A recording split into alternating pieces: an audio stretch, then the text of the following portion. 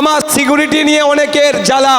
Naushad Siddiqui security নিয়ে ঘুরলে Amit Shah security হয়ে যায় না?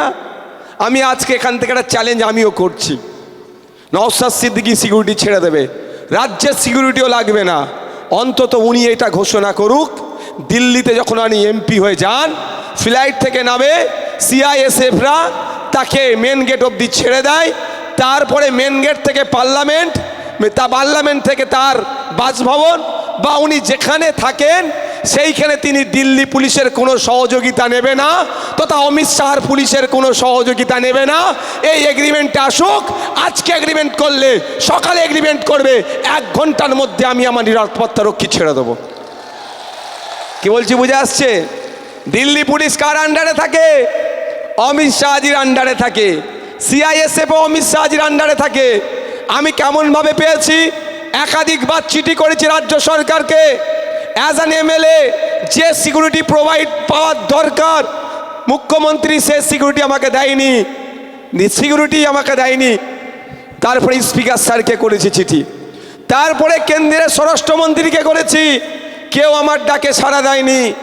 আমাদের আইনজীবী শামীম ফিরদাউসদার সাথে আলোচনা করে সেই 5 টাকার পেনের খোঁচা দিয়ে আজকে সিকিউরিটি পেয়েছি। আমি এর খোঁচাতে পেয়েছি, কারো দানে আমি পাইনি, এতটুকু মাথায় রাখবেন।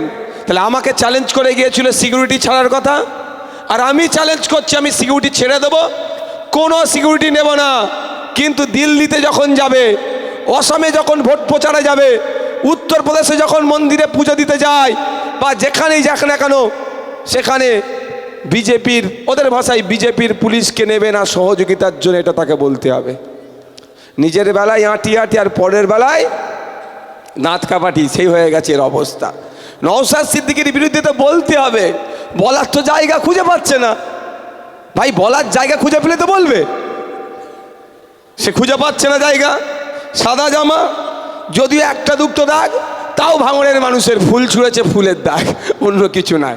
আমি সিকিউরিটি ছাড়া 2.5 বছর এমএলএ ছিলাম, আমার সিকিউরিটি লাগেনি। 15ই আগস্ট পতাকা তুলতে দেবে না বলেছিল ভাঙড় 1 নম্বর ব্লকের প্রাণগঞ্জ অঞ্চলে, তখন আমি নিমকড়িয়াতে ছিলাম।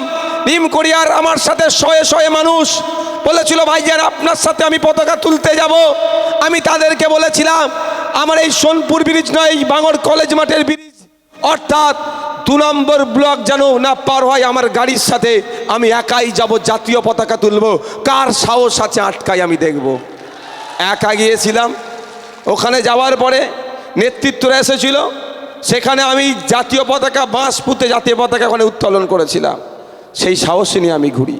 কিন্তু প্রশ্নটা নয়, নওশাদ সিদ্দিকী সিকিউরিটি নিয়ে ঘুরলে অমিত শাহ সিকিউরিটি হয়ে যায় না, তাই আমার নামে মিথ্যাচার করতে হবে। কি বলছেন তিনি? এসআইআর যখন হচ্ছিল কোথায় ছিল? আমি এই জায়গা থেকে বলতে চাই, হয় আপনি বলুন আপনার কথাটা ভুল হয়েছে। আপনি ঘোষণা দিয়েছিলেন মিডিয়ার সামনে বসে, একটা পশ্চিম বাংলার বৈধ ভোটারের নাম যদি কাটা যায় 1 লক্ষ মানুষকে নিয়ে দিল্লির নির্বাচন কমিশনের অফিস ঘেরাও করব। পশ্চিম বাংলার 27 লক্ষ মানুষের নাম কাটা গিয়েছে, আপনি কত মানুষকে নিয়ে গিয়ে নির্বাচন কমিশনের অফিস ঘেরাও করেছেন? এর জবাবটাও ভাঙড়ের মানুষ জানতে চাইছে। বুঝতে পারছেন? যখন মমতা ব্যানার্জি নাটক করছিল আমার লাশের ওপর এসআইআর হবে, তখন নওশাদ সিদ্দিকী তখন সুপ্রিম কোর্টে চলে গিয়েছিল এই এসআইআরের হাত থেকে আপনাকে বাঁচানোর জন্য। আপনাদের বলি, আমি চ্যালেঞ্জ করছি, মমতা ব্যানার্জির করা মামলা নাম্বার আর নওশাদ সিদ্দিকীর করা মামলা নাম্বার দেখবেন। আমার 68,938/2025 সুপ্রিম কোর্টে আমি মামলা করছি এসআইআর নিয়ে। আর মমতা ব্যানার্জি 2025 সালে করেনি, 2026-এর এসে করেছে। তিনি সব ঘেটে ঘ করে দিয়েছে, ধরা পড়ে যাবে, সেই জন্য উনি বাঁচার জন্য হচ্ছে। আমার নামে চর্চা হচ্ছে আমাকে দেখার জন্য। যে বলল রাত 1:30টা পর্যন্ত লোক অপেক্ষা করছে, শুধু তাই নয়, গতকালকে যেখানে গিয়েছিলাম ওখানে মায়েরা ঘুমাচ্ছিল, তার ছেলে গিয়ে ডেকেছে, এ ভাইজান এসছে ওঠো। মা আমার ঘুম ছেড়ে উঠে রাস্তায় চলে এসেছে। কিন্তু এই যে সম্মান আমি পাচ্ছি, এই যে পরিস্থিতি আমার হয়েছে, বাংলার কেন বাংলার বাইরের মানুষ নওশাদকে রাজনৈতিক নেতা হিসাবে চিনেছে, তার একমাত্র মাধ্যম হচ্ছে ভাঙড়।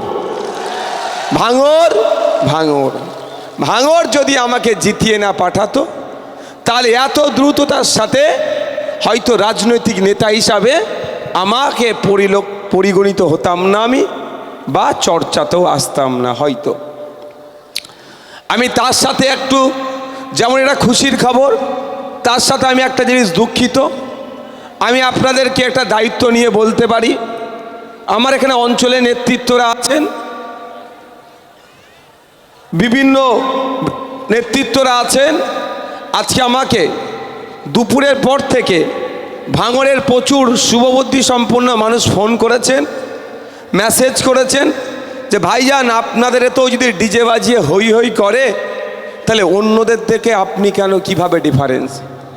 আমি দুঃখিত, ব্যথিত, কই জরুরত নেই, আমি দুঃখিত, ব্যথিত যে আপনারা ডিজের আওয়াজে কিছুটা হলেও অস্বস্তি ফিল করেছেন।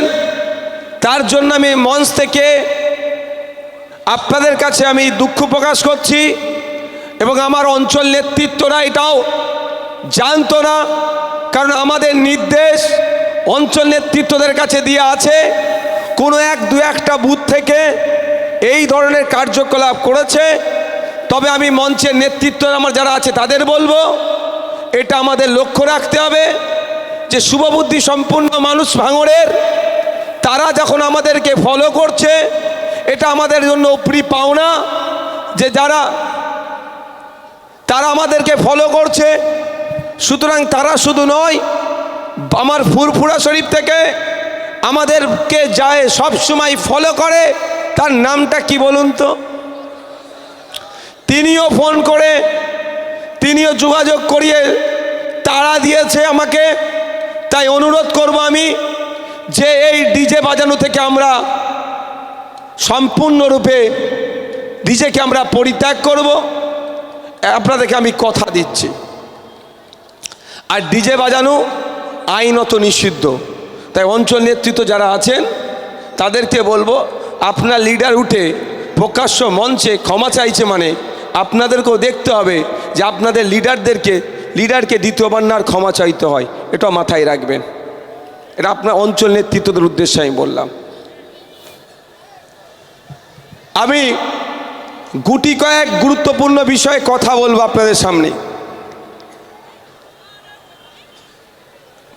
তার জবাব যেগুলো দিতে চাইবো ভেবেছিলাম, সেই জবাব बैठने के लिए बोलो ना, इतना आदमी आके जाम कर रहा है स्टेज के पीछे, बैठो बैठो, जगह है, उनको बैठने के लिए बोलो, एक आदमी बैठो।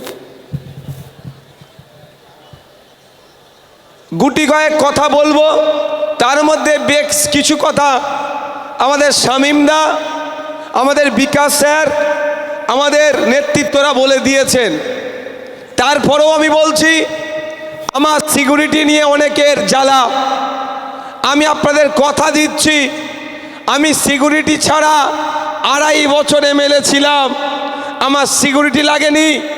15ই আগস্ট পতাকা তুলতে দেবে না বলেছিল ভাঙড় 1 নম্বর ব্লকের প্রাণগঞ্জ অঞ্চলে, তখন আমি নিমকড়িয়াতে ছিলাম। নিমকড়িয়ার আমার সাথে শয়ে শয়ে মানুষ বলেছিল ভাইজান আপনার সাথে আমি পতাকা তুলতে যাব। আমি তাদেরকে বলেছিলাম আমার এই সোনপুর ব্রিজ নয়, এই ভাঙড় কলেজ মাঠের ব্রিজ, অর্থাৎ 2 নম্বর ব্লক যেন না পার হয়, আমার গাড়ির সাথে আমি একাই যাব, জাতীয় পতাকা তুলব, কার সাহস আছে আটকাই আমি দেখব। একা গিয়েছিলাম, ওখানে যাওয়ার পরে নেতৃত্বরা এসেছিল, সেখানে আমি জাতীয় পতাকা বাঁশ পুঁতে জাতীয় পতাকা ওখানে উত্তোলন করেছিলাম, সেই সাহসে নিয়ে আমি ঘুরি। কিন্তু প্রশ্নটা নয়, নওশাদ সিদ্দিকী সিকিউরিটি নিয়ে ঘুরলে অমিত শাহ সিকিউরিটি হয়ে যায় না? আমি আজকে এখান থেকে একটা চ্যালেঞ্জ আমিও করছি, নওশাদ সিদ্দিকী সিকিউরিটি ছেড়ে দেবে, রাজ্যের সিকিউরিটিও লাগবে না, অন্তত উনি এটা ঘোষণা করুক, দিল্লিতে যখন উনি এমপি হয়ে যান, ফ্লাইট থেকে নামে সিআইএসএফরা তাকে মেন গেট অবধি ছেড়ে দেয়, তারপরে মেন গেট থেকে পার্লামেন্ট, তা পার্লামেন্ট থেকে তার বাসভবন বা উনি যেখানে থাকেন সেইখানে তিনি দিল্লি পুলিশের কোনো সহযোগিতা নেবে না, তথা অমিত শাহর পুলিশের কোনো সহযোগিতা নেবে না। এই এগ্রিমেন্টটা আসুক, আজকে এগ্রিমেন্ট করলে সকালে এগ্রিমেন্ট করবে, 1 ঘন্টার মধ্যে আমি আমার নিরাপত্তা রক্ষী ছেড়ে দেবো। কি বলছি বুঝে আসছে? দিল্লি পুলিশ কার আন্ডারে থাকে? অমিত শাহজির আন্ডারে থাকে। সিআইএসএফও অমিত শাহজির আন্ডারে থাকে। আমি কেমনভাবে পেয়েছি? একাধিকবার চিঠি করেছি রাজ্য সরকারকে। অ্যাজ অ্যান এমএলএ যে সিকিউরিটি প্রোভাইড পাওয়ার দরকার, মুখ্যমন্ত্রী সে সিকিউরিটি আমাকে দেয়নি, তারপরে স্পিকার স্যারকে করেছি চিঠি, তারপরে কেন্দ্রের স্বরাষ্ট্রমন্ত্রীকে করেছি, কেউ আমার ডাকে সাড়া দেয়নি। আমাদের আইনজীবী শামীম ফিরদৌসদার সাথে আলোচনা করে সেই 5 টাকার পেনের খোঁচা দিয়ে আজকে সিকিউরিটি পেয়েছি। আমি এর খোঁচাতে পেয়েছি, কারো দানে আমি পাইনি, এতটুকু মাথায় রাখবেন।